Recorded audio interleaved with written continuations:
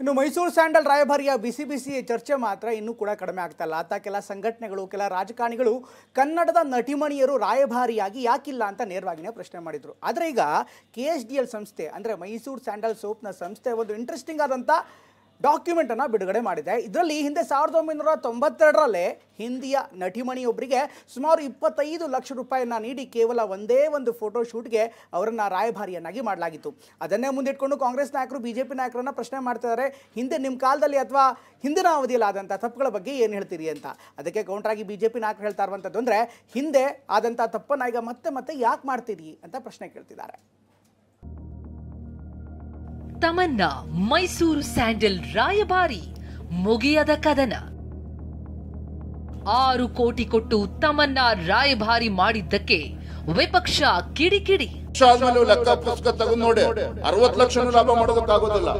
ನಮ್ಮಲ್ಲಿ ಐಶ್ವರ್ಯ ಕನ್ನಡಗಳು, ನಮ್ಮ ರಚಿತಾ ರಾಮ್, ಆಮೇಲೆ ನಮ್ಮ ಮಂದಣ್ಣ ಹೇಳಿಕೆಗಳಿಗೆ ಏನು ಕಿಮ್ಮತ್ತಿಲ್ಲ. ಮೈಸೂರು ಸ್ಯಾಂಡಲ್ ಸೋಪ್ ರಾಯಭಾರಿ ವಿಚಾರ ದಿನಕ್ಕೊಂದು ತಿರುವು ಪಡೆದುಕೊಳ್ತಾ ಇದೆ. ಅತ್ತ ಕನ್ನಡದ ಅಸ್ಮಿತೆ ವಿಚಾರ ಮುಂದಿಟ್ಟುಕೊಂಡು ಕೆಲ ಸಂಘಟನೆಗಳು ಬೇಕೇ ಬೇಕು, ಕನ್ನಡ ನಟಿಯರೇ ಬೇಕು ಎಂದು ಹಕ್ಕೊತ್ತಾಯ ಮಂಡಿಸಿದ್ರೆ, ವಿಪಕ್ಷ BJP ಕೂಡ ನೇರವಾಗಿ ಕನ್ನಡಕ್ಕಾಗಿ ಕೈ ಎತ್ತಿ ಎಂದು ಕರೆ ಕೊಟ್ಟಿದೆ. ಖುದ್ದು BJP ರಾಜ್ಯಾಧ್ಯಕ್ಷ BY ವಿಜೇಂದ್ರ ಅವರೇ ಪರಭಾಷಾ ನಟಿಯರಿಗೆ ಕೋಟಿ ಕೊಟ್ಟು ಜಾಹೀರಾತು ಮಾಡುವಂತದ್ದು ಏನಿತ್ತು ಅಂತ ಪ್ರಶ್ನೆ ಮಾಡಿದೆ. ಆದರೆ ಈಗ ಕಹಾನಿ ಮೇ ಟ್ವಿಸ್ಟ್ ಎನ್ನೋ ರೀತಿಯಲ್ಲಿ KSDL ಅಂದ್ರೆ ಮೈಸೂರು ಸ್ಯಾಂಡಲ್ ಸೋಪ್ನ ಸಂಸ್ಥೆಯ ದಾಖಲೆಗಳು ಒಂದೊಂದಾಗಿ ಹೊರಬೀಳ್ತಾ ಇದೆ. ಈ ಹಿಂದೆ 1992ರಲ್ಲಿ ಹಿಂದಿಯ ನಟಿ ಮಣಿಯನ್ನ ಕರೆತಂದು ಮೈಸೂರು ಸ್ಯಾಂಡಲ್ ಸೋಪ್ ರಾಯಭಾರಿ ಮಾಡಲಾಗಿತ್ತು ಎನ್ನುವ ವಿಚಾರ ಬಯಲಾಗಿದೆ. ರಾಮಾಯಣ ಧಾರಾವಾಹಿಯ ಸೀತಾ ಪಾತ್ರಧಾರಿ ದೀಪಿಕಾ ಚಿಕ್ಲಿಯಾ 92-93ರಲ್ಲಿ ಬರೋಬ್ಬರಿ 25 ಲಕ್ಷ ರೂಪಾಯಿ ಮೌಲ್ಯಕ್ಕೆ ಮೈಸೂರು ಸ್ಯಾಂಡಲ್ ಸೋಪ್ ರಾಯಭಾರಿಯಾಗಿದ್ರು. ಆಗಿನ 25 ಲಕ್ಷ ರೂಪಾಯಿ ಮೌಲ್ಯ ಈಗಿನ ಕೋಟಿ ರೂಪಾಯಿಗಳಿಗೂ ಅಧಿಕ ಅಲ್ವೇ ಎನ್ನುವುದು ತಮನ್ನಾ ಭಾಟಿಯ ಪರ ಬ್ಯಾಟ್ ಬೀಸ್ತಾ ಇರೋರ ಪ್ರಶ್ನೆ.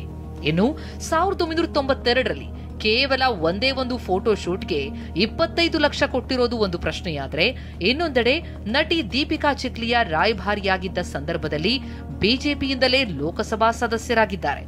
ಆಗ ಯಾಕೆ BJP ತಗಾದೆ ತೆಗೆದಿಲ್ಲ ಅಂತ ಕಾಂಗ್ರೆಸ್ ಪ್ರಶ್ನಿಸಿದೆ. ಆಗ ಯಾವ ಕನ್ನಡದ ನಟಿಮಣಿಯರು BJPಗೆ ನೆನಪಾಗಿಲ್ವಾ ಎಂಬುದು ಕಾಂಗ್ರೆಸ್ನವರ ಪ್ರಶ್ನೆ. ಇನ್ನು ವಿಷಯ ಇಷ್ಟಕ್ಕೆ ಸೀಮಿತವಾಗಿಲ್ಲ. ಬದಲಾಗಿ 2005ರಲ್ಲಿ ಮಹೇಂದ್ರ ಸಿಂಗ್ ಧೋನಿ ನೇಮಕ ಮಾಡಿ 84 ಲಕ್ಷ ರೂಪಾಯಿ ನೀಡಲಾಗಿದೆ. ಆದರೆ ಧೋನಿ ಅರ್ಥದಲ್ಲೇ ಮೈಸೂರು ಸ್ಯಾಂಡಲ್ ಸೋಪ್ಗೆ ಕೈ ಕೊಟ್ಟಿದ್ರು. ಆಗ ರಾಜ್ಯದ ಘಟಾನುಘಟಿ ಕ್ರಿಕೆಟರ್ಗಳಾದ ರಾಹುಲ್ ದ್ರಾವಿಡ್, ಅನಿಲ್ ಕುಂಬ್ಳೆ, ಜಾವಗಲ್ ಶ್ರೀನಾಥ್ ರಂಥವರ ಬಗ್ಗೆ ಯಾಕೆ BJP ಧ್ವನಿ ಎತ್ತಿಲ್ಲ ಎಂಬುದು ಕೈಪಡೆಯ ಪ್ರಶ್ನೆ. ಹೇಳಿ ಕೇಳಿ ಇದು ವ್ಯಾಪಾರ. ಈಗಾಗಲೇ 400 ಕೋಟಿ ರೂಪಾಯಿಗೂ ಅಧಿಕ ಲಾಭವಾಗಿದೆ. ಮಾರುಕಟ್ಟೆ ವಿಸ್ತರಣೆಗೆ ಇದು ಅವಶ್ಯಕ ಅಂತಾರೆ ಸಚಿವರು. ಆದರೆ ಇದಕ್ಕೆ ಕೌಂಟರ್ ಕೊಟ್ಟಿರುವ BJP ರಾಜ್ಯಾಧ್ಯಕ್ಷ ತಮ್ಮ ಹಿಂದಿನ ನಿಲುವಿಗೆ ಬದ್ಧರಾಗಿದ್ದಾರೆ. ನಾನು ಚಾಲೆಂಜ್ ಮಾಡಿ ಹೇಳ್ತೀನಿ, 6 ಕೋಟಿ ರೂಪಾಯಿಯಲ್ಲಿ 60 ಲಕ್ಷ ರೂಪಾಯಿ ಕೂಡ ವಾಪಸ್ ಬರಲ್ಲ. ಮೇಲಾಗಿ ಈ ಹಿಂದೆ ಯಾರೋ ಏನೋ ತಪ್ಪು ಮಾಡಿದ್ರೆ ಈಗ ಮತ್ತೆ ಅದೇ ತಪ್ಪು ಮಾಡಬೇಕಾ ಅಂತ ದೀಪಿಕಾ ಚಿಕ್ಲಿಯಾ ಪ್ರಕರಣಕ್ಕೆ ಪ್ರತಿಕ್ರಿಯಿಸಿದ್ದಾರೆ. ಯಾರೋ ಪರಿಣಿತರು ಹೇಳ್ತಾರೆ, ಯಾರೋ ಪರಿಣಿತರು ಹೇಳಿದ್ರು ಅಂತೇಳಿ ಇವತ್ತು 6-6.5 ಕೋಟಿ ಇವತ್ತು ತಮನ್ನಾ ಭಾಟಿಗೆ ಇವತ್ತು ಬ್ರ್ಯಾಂಡ್ ಅಂಬಾಸಿಡರ್ ಮಾಡ್ತೀರಿ ಅಂತ ಹೇಳಿದ್ರೆ, ಸ್ವಲ್ಪನಾದ್ರೂ ಸರ್ಕಾರಕ್ಕೆ ಏನಾದ್ರೂ ಬೇಕಲ್ಲ? ಹಾಗಾದ್ರೆ ನಾನು ಚಾಲೆಂಜ್ ಮಾಡ್ತೀನಿ. ಇವತ್ತು ಇವ್ರದ್ದೇನೋ ತಮನ್ನಾ ಭಾಟಿಗೆ ಇವತ್ತು 6.5 ಕೋಟಿ ಇವತ್ತು ಬ್ರ್ಯಾಂಡ್ ಅಂಬಾಸಿಡರ್ ಮಾಡಕ್ ಹೋಗಿದ್ದಾರೆ. ಇನ್ನು 1 ವರ್ಷ ಆದ್ಮೇಲೆ ನೀವು ಲೆಕ್ಕ ಪುಸ್ತಕ ತಗೊಂಡು ನೋಡಿ 60 ಲಕ್ಷನೂ ಲಾಭ ಮಾಡೋದಕ್ಕಾಗೋದಿಲ್ಲ. ನೀವು 6.5 ಕೋಟಿ ಬಂಡವಾಳ ಹಾಕಿದ್ರೆ ಅಟ್ಲೀಸ್ಟ್ 60 ಕೋಟಿ ಲಾಭ ಬರ್ಬೇಕು ರಾಜ್ಯ ಸರ್ಕಾರಕ್ಕೆ. ತಮನ್ನಾ ಭಾಟಿಗೆ 4 ಕೋಟಿ ಜಾಸ್ತಿ ಕೂಡ ಕೇಳಿ. ಪ್ರಶ್ನೆ ಅದಲ್ಲ.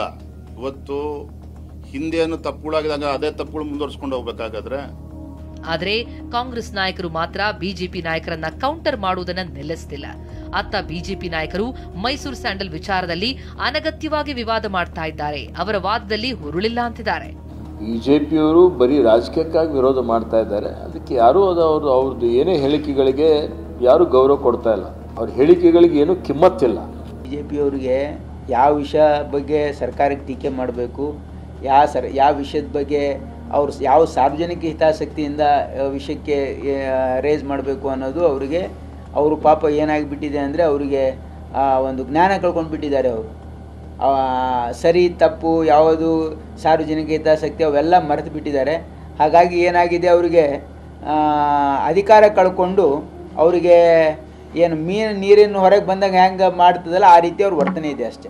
ಆತ ಮೈಸೂರು ಸ್ಯಾಂಡಲ್ ಸೋಪ್ ಬಿಕರಿ ಆಗ್ತಾ ಇದೆಯೋ ಗೊತ್ತಿಲ್ಲ, ಆದ್ರೆ ಸ್ಯಾಂಡಲ್ ರಾಯಭಾರಿ ಮಿಲ್ಕಿ ಬ್ಯೂಟಿ ವಿಷಯ ಮಾತ್ರ ಈಗ ಪವರ್ ಕಾರಿಡಾರ್ನಲ್ಲೂ ಸಹ ಬಿಸಿ ಬಿಸಿಯಾಗಿ ಚರ್ಚೆಯಾಗ್ತಾ ಇದೆ. ಈ ಗಲಾಟೆ ಇಲ್ಲಿಗೆ ನಿಲ್ಲುತ್ತಾ ಅಥವಾ ಮುಂದುವರಿಯುತ್ತಾ ಎನ್ನುವುದು ರಾಜಕಾರಣಿಗಳ ಮಾತಿನ ಸಮರದ ಮೇಲೆ ನಿಂತಿದೆ. Bureau report, TV9.